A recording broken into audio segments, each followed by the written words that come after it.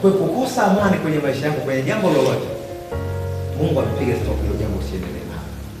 Unatamani kufanya jambo fulani, unapata amani, maana yake Mungu amekupa ruhusa. Ole wanayo huyu. Fanya hiyo biashara. Amina, amina. Fanya hicho kitu unataka kufanya. Lakini ukijikuta unakosa amani, hicho kitu usiendelee nacho.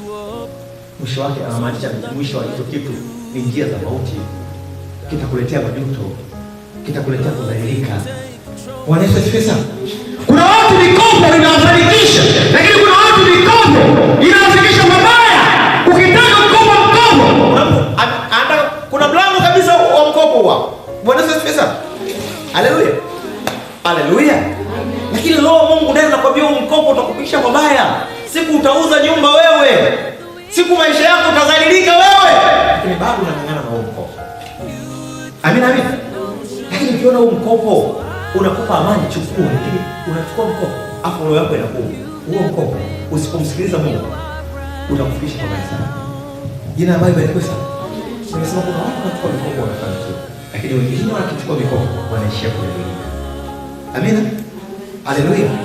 Sasa itakusaidia kumsikia Mungu, unasikiaje? Sio swala tu jirani anachukua mkopo anafanikiwa. Kila mmoja ana njia yake ya kufanikiwa. Wanaweza sipesa. Usitamani pia mtu mwingine ndio atakayokufanikisha. Amina. Kila mmoja Mungu atakufanikisha kupitia